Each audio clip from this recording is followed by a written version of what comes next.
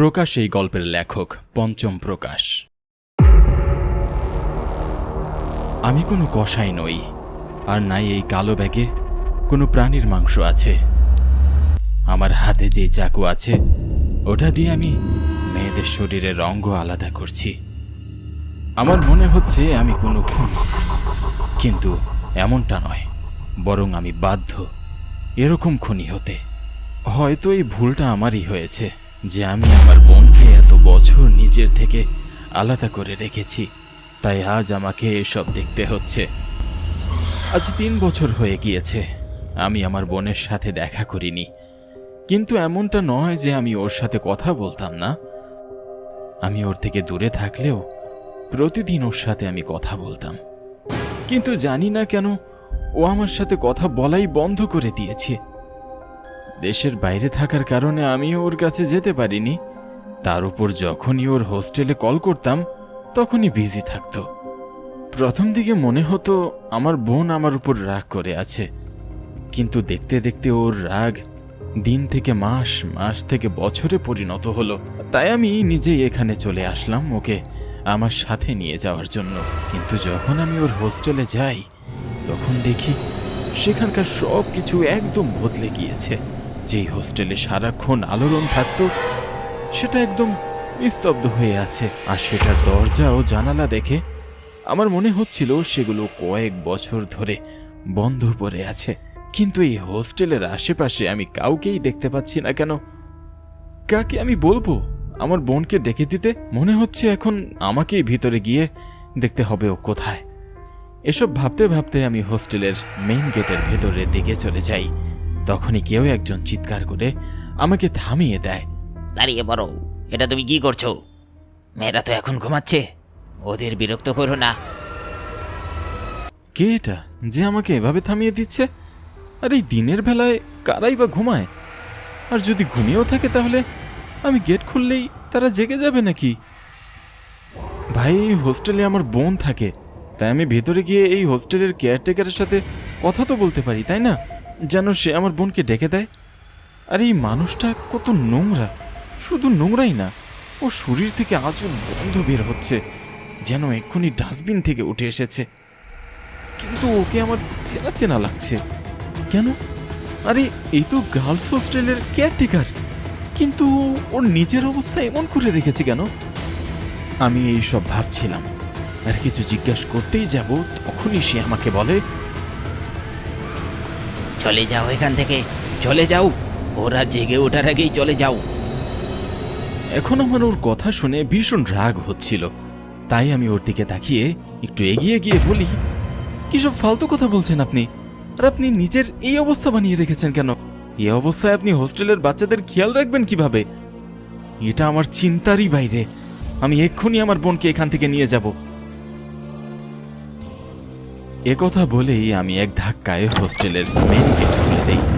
আমার এমনটা করতেই মেয়েকে এমনভাবে গর্জন দেয় যেন এক্ষুনি মাটিতে এসে পড়বে।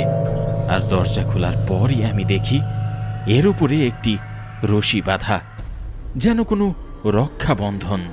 আমি গেট খুলতেই যেটা ভেঙে গিয়েছে। আমি আমার পা হোস্টেলের ভিতরে রাখার আগেই ওই কেয়ারটেকার চিৎকারের সাথে দৌড়ে আমার কাছে চলে আসে। বলেছিলাম না ওকে জাগাস না, এখন এখানে ধ্বংসপ্রণয় হবে, ধ্বংসপ্রণয়। এখন নাই তোর বোন বেঁচে থাকবে, আর নাই বা তুই। ওর কথা শুনে আমার ভেতরে আগুন জ্বলে ওঠে। মনে তো চাইছিল ওকে এখানেই পুঁতে দেই, কিন্তু এখানে তো আজব একটা জিনিস আমাকে চিন্তায় ফেলে দিয়েছিল। গত 1 বছর ধরে কেন অনু আমার সাথে কথা বলছে না? পাগল হয়ে গিয়েছে কেন? আর এত ভালো হোস্টেলে এরকম বিরান কিভাবে হলো? আগে তো আশেপাশে অনেক মানুষ থাকতো, কিন্তু এখন জায়গাটা একেবারেই ফাঁকা। কি এমন হয়েছে এখানে? তখনই পাগল কেয়ারটেকার আমাকে বলে, খুব খারাপ হয়েছে, তোর বোনের সাথে খুব খারাপ হয়েছে, যেটা আমাকেও বরবাদ করে দিয়েছে। ওর কথা শুনে আমি বলি, আপনি সোজাসুজি বলছেন না কেন? এখানে হয়েছেটা কি? আর আমার বোন আনুষ্কা, ও কোথায়? কি হয়েছে ওর সাথে? আবার জিজ্ঞেস করার পর ও আমাকে আজ থেকে প্রায় 1 বছর আগের কথা বলে। আনুশকা এই শহরে খুব একলা হয়ে গিয়েছিল। একে তো আমি ওর থেকে অনেক দূরে ছিলাম, তার উপর হোস্টেলের কারোর সাথেই ওর সম্পর্ক তেমন একটা ভালো ছিল না, কারণ সব মেয়েরাই বেশ মডার্ন ছিল, সবার কাছে বয়ফ্রেন্ড আর প্রতিদিন রাতে নাইট আউট পার্টি থাকতো। কিন্তু এই সব ওর একটু ভালো লাগতো না। এরকমই একদিন কলেজেও জয় নামের একটি ছেলের সাথে ওর পরিচয় হয়, যে ওকে ওর কলেজের প্রজেক্ট সাবমিট করতে অনেক সাহায্য করে। দুজনের মধ্যে খুব ভালো বন্ধুত্ব হয়। তারপর থেকে ও প্রতিদিন ওকে হোস্টেল থেকে বাড়িতে নিয়ে যেত। আনুশকা ওর সব কিছুর মধ্যে আমাকে খুঁজে পেত। মনে মনে ও জয়কে নিজের দ্বিতীয় ভাই ভেবে নিয়েছিল, যে ওকে অনেক কেয়ার করত। কিন্তু জয় ওকে কখনোই নিজের বোনের চোখে দেখেনি, বরং ও তো আনুশকাকে অনেক বেশি ভালোবেসে ফেলেছিল। একদিন দুজনে বৃষ্টিতে ভিজছিল আর অনেক দুষ্টুমি করছিল, যেন ওরা দুজন বাচ্চা। জয় এক দৃষ্টিতে আনুশকার দিকে তাকিয়েছিল। তারপর যখনই আনুশকা জয়ের দিকে তাকায়, তখন সে জিজ্ঞাসা করে, কি হয়েছে জয়, এভাবে তাকিয়ে আছো কেন? চলো সামনের দিকে এগোই। আনুশকা এই কথা বলতেই জয় হাঁটু গেড়ে বসে আর তাকে আই লাভ ইউ বলে প্রপোজ করে দেয়, আর তাকে জড়িয়ে ধরে লিপ কিস করে। অন্যদিকে প্রচুর বৃষ্টিপাত হতে চলেছিল, বিদ্যুৎ চমকাচ্ছিল, আর হঠাৎ এসব হওয়ার কারণে আনুশকা একদম চমকে গিয়েছিল। এতটাই অবাক হয়ে গিয়েছিল যে সে বুঝতেই পারছিল না যে জয় তাকে চুম্বু দিচ্ছে। তখনই জোরে বিদ্যুৎ চমকায় আর আনুশকার হুঁশ ফিরে আসে। তারপর ও জয়কে জোরে ধাক্কা দিয়ে সরিয়ে দেয়। তার এই আচরণ দেখে জয় বুঝতে পেরে যায় আনুশকা তাকে ভালোবাসে না। তারপর আনুশকা তাকে অনেক উল্টাপাল্টা কথা বলে আর কান্না করতে করতে সেখান থেকে চলে যায়। সে দেখেও নি যে জয়ের কি অবস্থা। অনেকদিন পর্যন্ত নিজের রুম থেকে বের হয় না। তারপর একদিন যখন কেয়ারটেকার তার রুমে যায়, তখন দেখে আনুশকা নিজেই নিজের গলা চেপে ধরছে। যখনই একদম শ্বাস বন্ধ হয়ে আসছে, তখনই গলা ছেড়ে দিচ্ছে।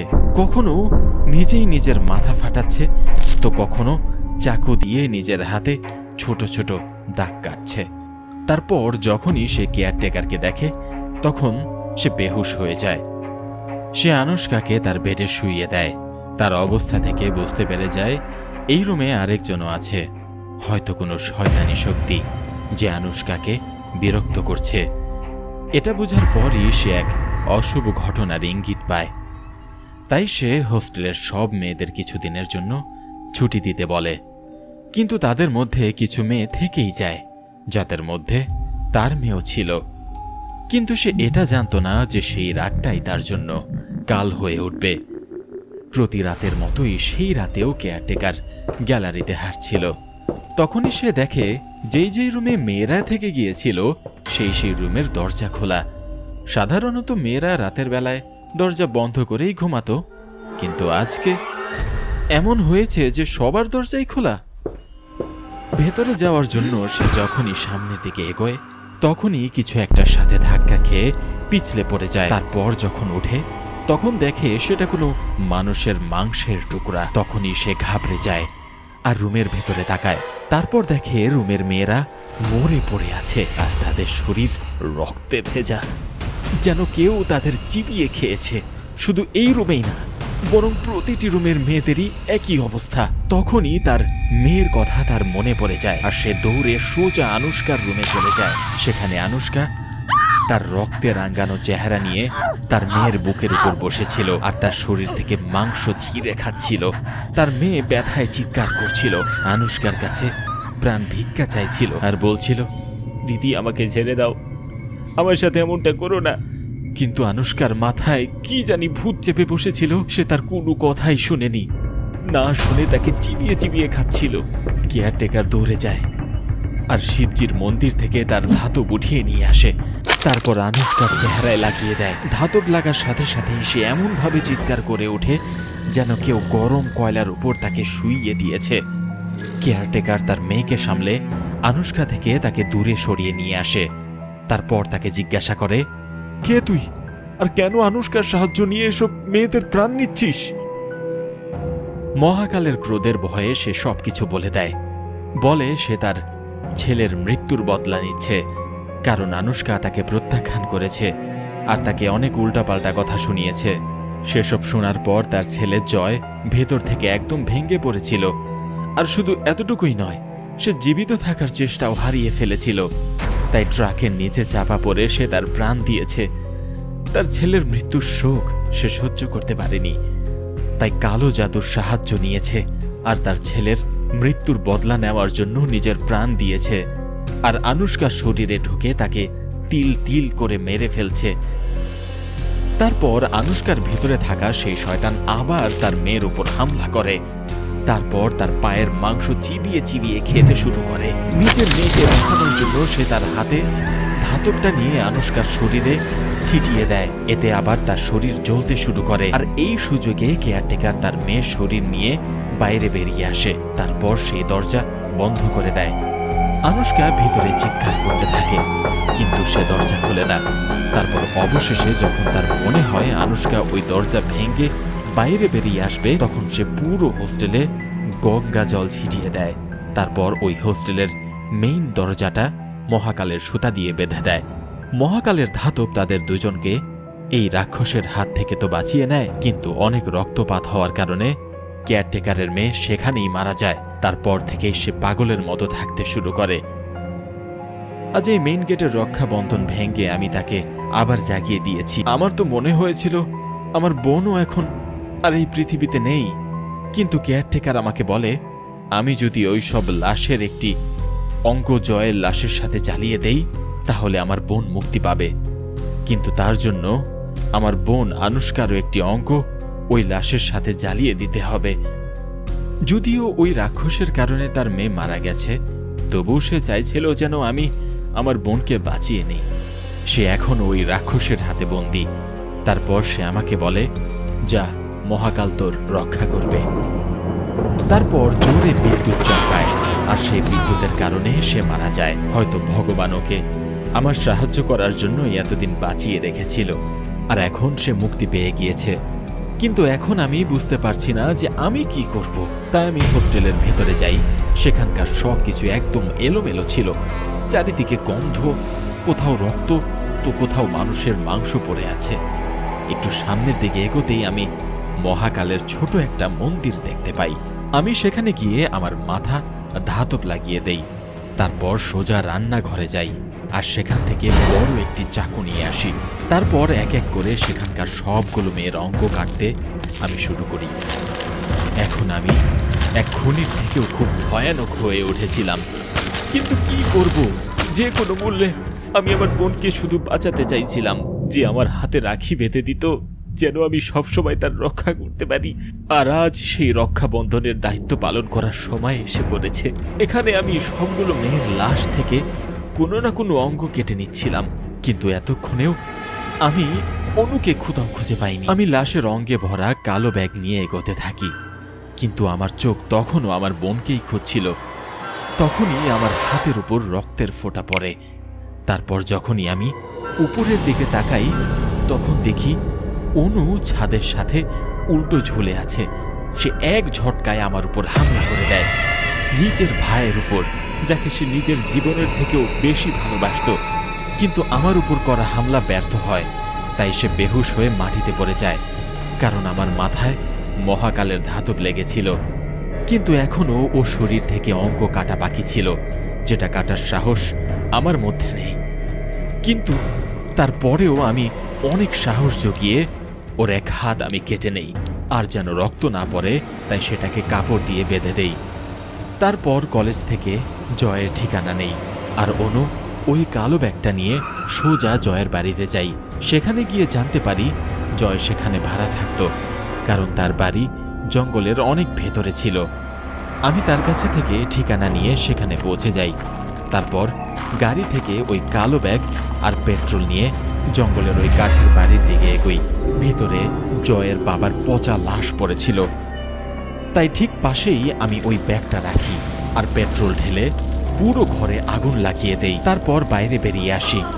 তখনই আমি যন্ত্রণায় ভরা আওয়াজ শুনতে পাই। কেউ একজন আমাকে দাদা দাদা বলে ডাকছিল। এ আওয়াজ আলো ছিল যে আমাকে গাড়ির ভেতর থেকে ডাকছিল। আমি দৌড়ে তার কাছে যাই আর তাকে জড়িয়ে ধরি।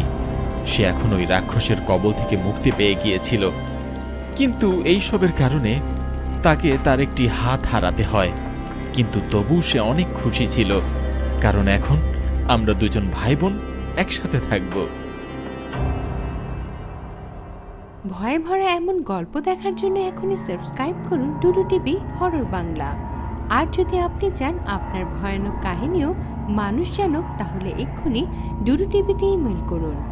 হয়তো পরবর্তী রূপ কাঁপিয়ে দেওয়ার মতো কাহিনী আপনারটাই হবে।